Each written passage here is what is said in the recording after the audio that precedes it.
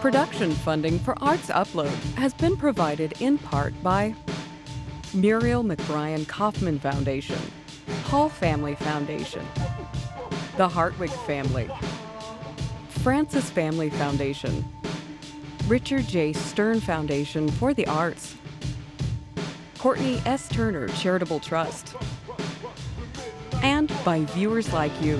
Thank you.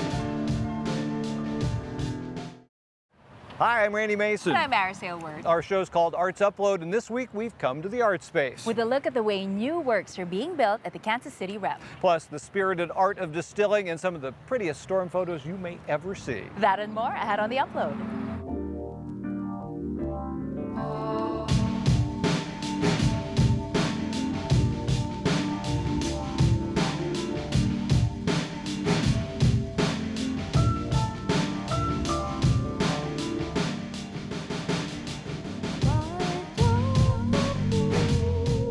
When Eric Rosen took the reins at Kansas City's most prestigious theater, he made it clear he wanted the Rep to take a bigger role in the creation of new plays. They've already created several new world premieres, including a hip-hop musical before Hamilton.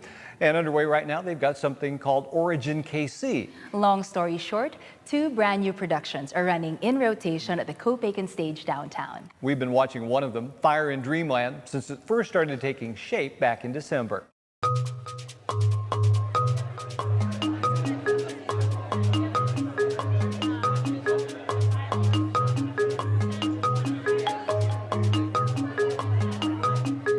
An incredible year and really exciting and terrifying to end the season with this brand new adventure, this Origin KC Festival.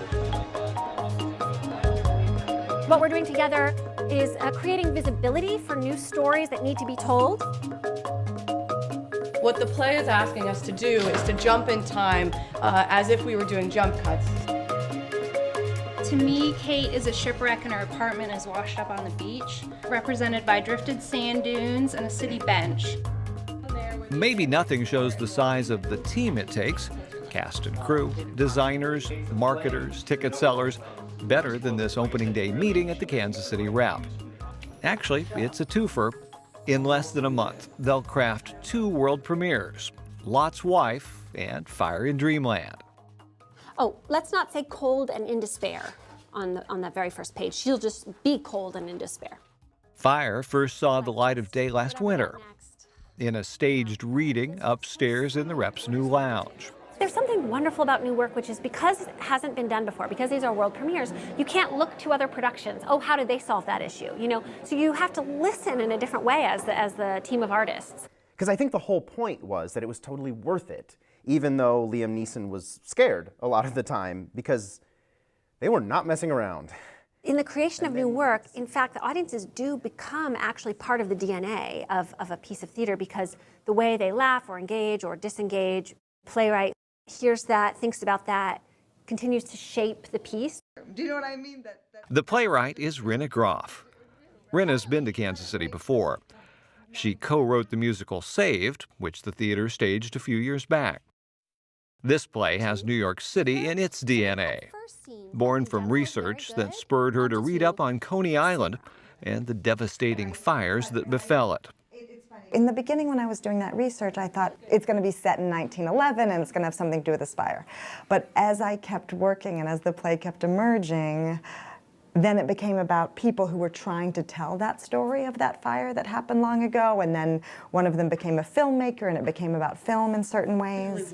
It's still a really important part of the play, but the play really is about looking at the past. It's not about the past. Look, stop. I'm really sorry that he was supposed to be there, but I am not a person who can help you with that. When it starts, she's in a very frustrated place in her life. And she meets someone who has a dream and has a vision, and she kind of is inspired by that.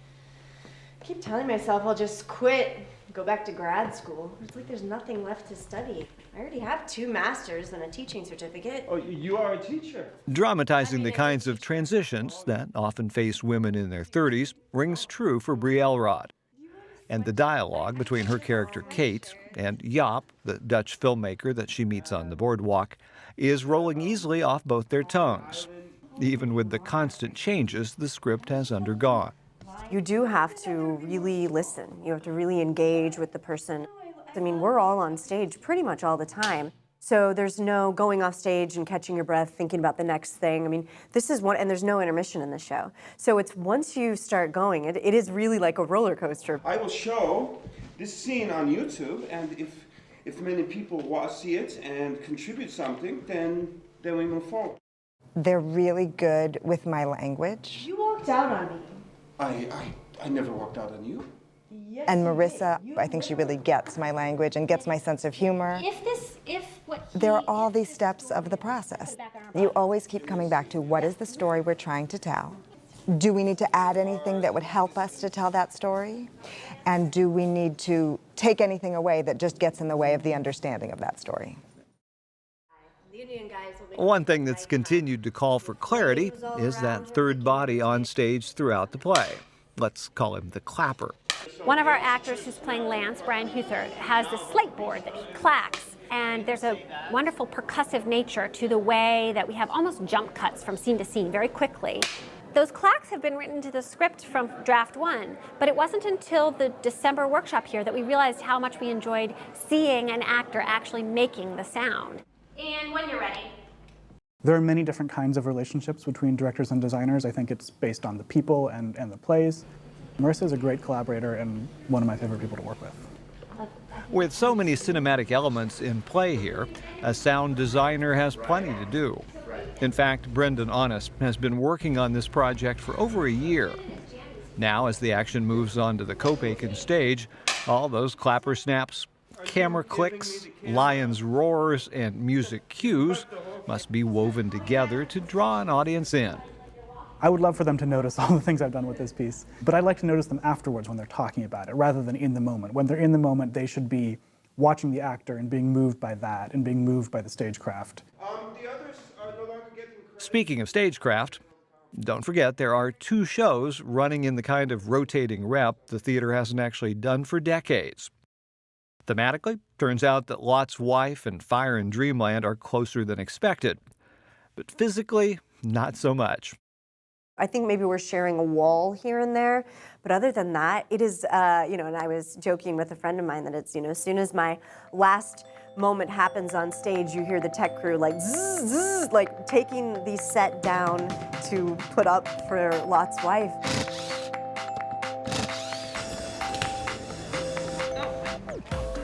I think Rep's biggest strength is our production teams are incredibly skilled, and whether it's doing something hugely complicated or these sets which are complex, but they are designed with an eye towards you have to be able to turn it over in 1 hour. It's really just a question of how you design it and how you build it, and we're good at that stuff.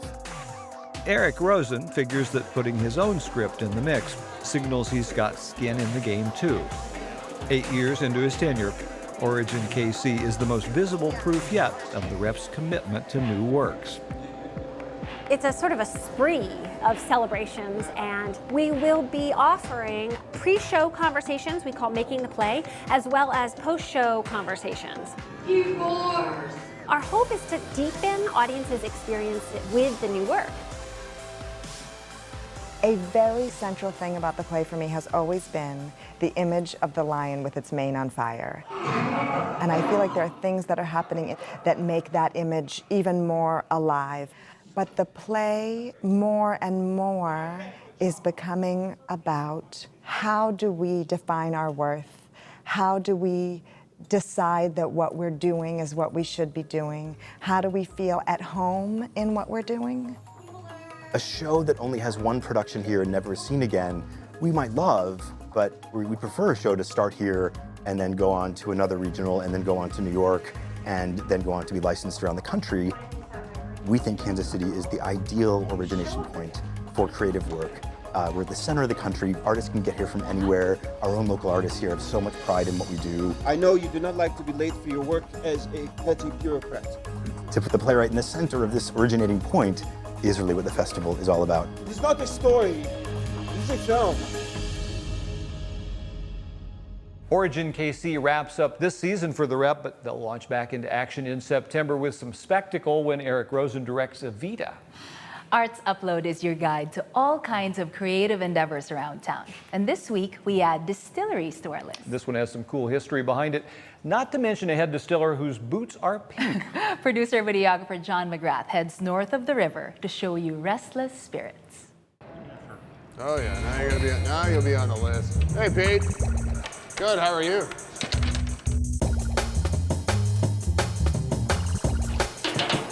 That's the proof right there. So we're going into this is the tasting room. So let's start it out. We'll start with vodka. Anybody else need one? You guys need one? You want them to sense while they're here, not only the experience of how these products are made, but for them to taste those products and see that yes, they are different than what you do buy off the shelf in a store. Salud, guys. You have the taste, it just follows it all the way through. So it's like, whoa, alcohol can actually taste good by itself. We were following our plan, we're exceeding our expectations, and we're very confident of having a successful venture here in Kansas City. It's interesting in that when you hear him talk about the history of it, it kind of gives it a unique feel. First photo was of Michael Joseph Shannon. He's the one who came to the United States, fled the Irish potato famine. About 1890 is when he came to Kansas City and settled here in Kansas City. There's two shots of the entire clan. One is Oliver Shannon, who's my great-grandfather, in front of his, I call it the company truck, Shannon Storage and Moving Company. Then there's another photo that we were able to find in the family records of the entire clan. So we got 3 generations in that group, which is my great-grandfather. Oliver's in the top row. The next row down, Nellie Shannon, his wife. Nellie is the daughter of Michael Joseph Shannon. That was an example of 2 Shannon clans, a Shannon marrying a Shannon. And so she's in the second row. Right next to her is my 2 great-great-grandmothers. And in the front row is my grandfather, Clarence Richard Shannon. He's about 12 years old in that picture. These are people who came here and did an incredible amount of work, forced to kind of build a different life for themselves in a different place, far away from everything that they knew. And so we wanted to honor that, and we did that through the products and the naming and honoring the vocations through the naming of the products. And so I'm proud of that. I'm proud of where they lived and what they did and what all the Irish immigrants did and contributed to the Kansas City's growth at that time. Right now we have our gin and vodka products available. And then we will have a blended Irish and American whiskey, which is a blend of Irish whiskey with a malt pot still whiskey that we make here. And it's aged in craft size barrels. Definitely, female distiller, you gotta have pink boots.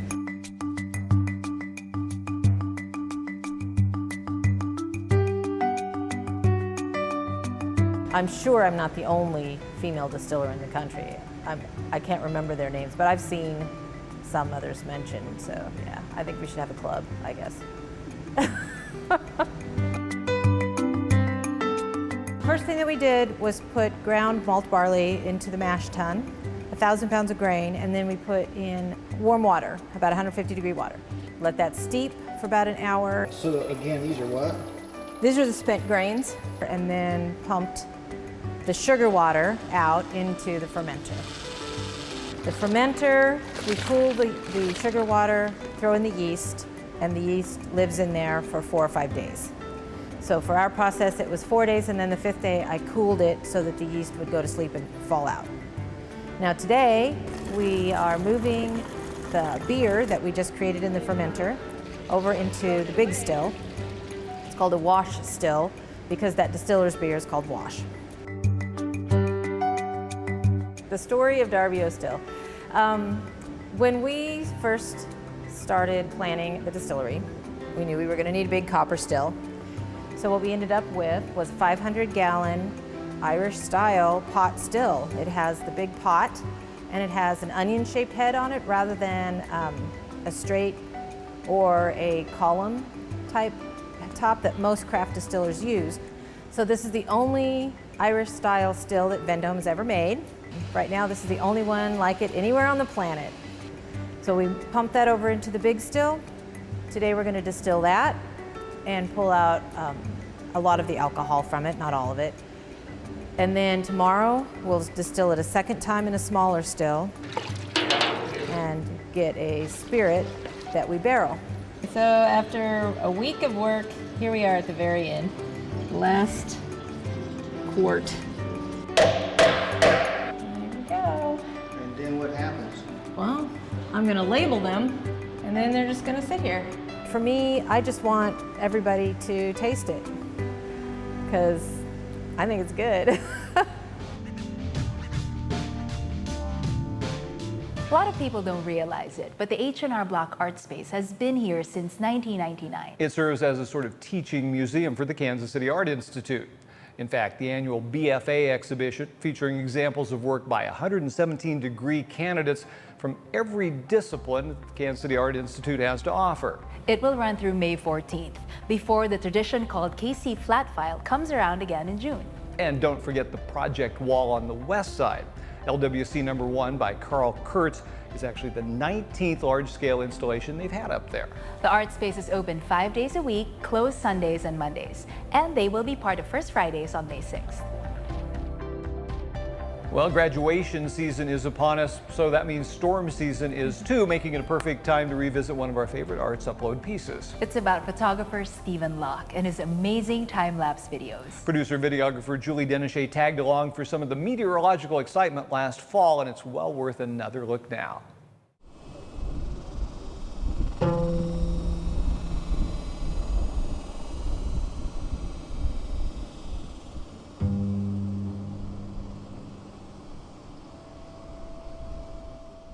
One of the things that's beautiful in this world, one of these things as humans that we find beautiful is power, great power.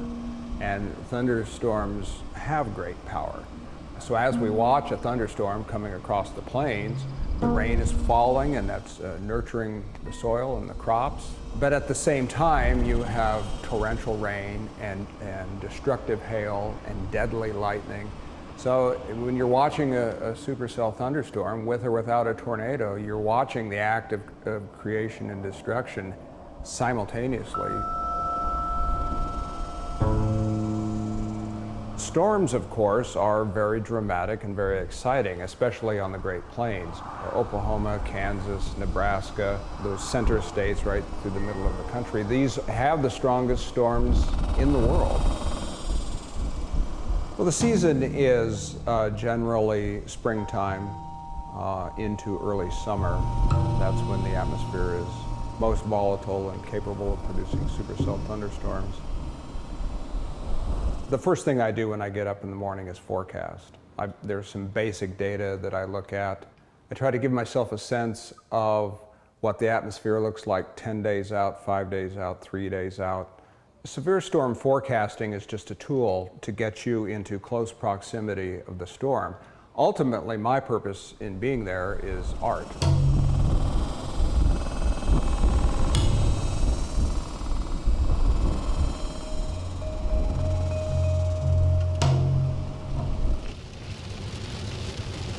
But I bet you this may be the storm that moves into Kansas. All good. Relax. Don't grip the wheel, you know. It's a little tense. When you're in chase mode and you're watching these storms develop, you're in a hurry. A lot of times I don't get to fully enjoy the storm till later on when I look at those images or look at Stephen's time lapse. You have to work quickly, and it is difficult to compose the image quickly, particularly because you're driving into a landscape that you've never looked at before. You don't know what's over the next horizon, and the storm is evolving rapidly, and so you have to jump out now and make it happen. Scud rising everywhere. Yeah. So this is the updraft region of the storm. Sometimes I'm lucky, you know, I've been oftentimes looking for a spot to shoot a storm, and then there'll just be this cute little abandoned building. A gift from the universe that I pull up and put that into my shot. I like for myself and for my viewers to see how the storm evolves. I want people to be able to look at my time-lapse movies and look at that and say, yeah, I can see how a supercell moves.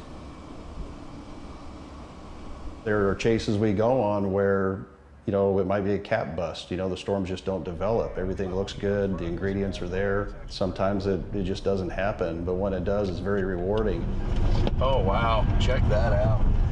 That actually looks really nice. There's a lot of work in what Stephen does. It's amazing to watch him set up 2-3 cameras. You know, he's got a few different things he uses and gets his tripods out.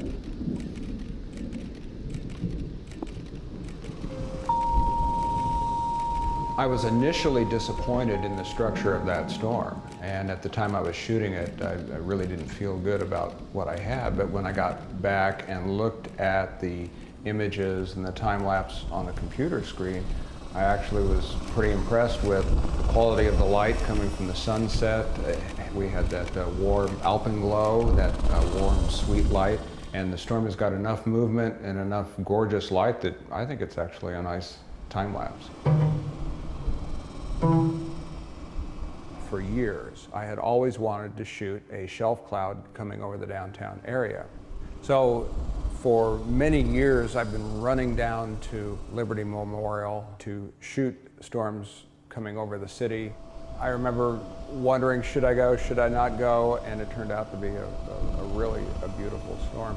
And that was a storm that impacted a lot of people in the metro area because, you know, it was one of those busy Friday nights where everybody's out on the town and everyone's watching this very scary cloud come over the city.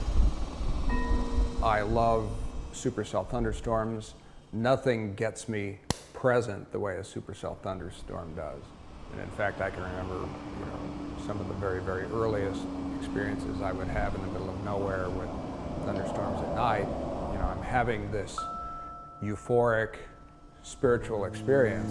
You know, over time I've learned that just means that you're absolutely present. The past dissolves, the future dissolves, and you're absolutely present with what is.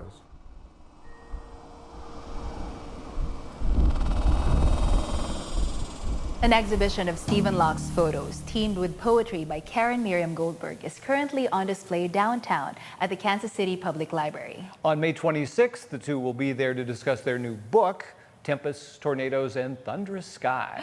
Our next story has some pretty dramatic images too, but they're all made in Russia. And they're displayed where else?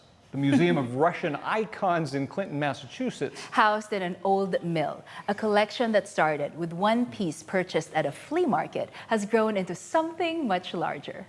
These are the pieces that for centuries were anchors for spirituality in Russia. Icons installed magnificently in churches, privately in homes, and even quietly on soldiers' lapels. Kent Russell is the CEO and curator of the Museum of Russian Icons. Its collection of some 1,000 pieces dating from the 14th century to the present is the largest collection of icons outside of Russia. Give me a sense of how these pieces are created, and this is a piece that dates to 1600. You start with a piece of wood.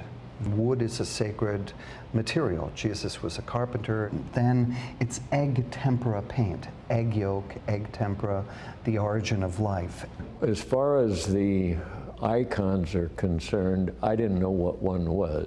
This entire collection, not to mention the pristine museum that houses it, is, for lack of a better term, the hobby of now retired plastics magnate Gordon Langton.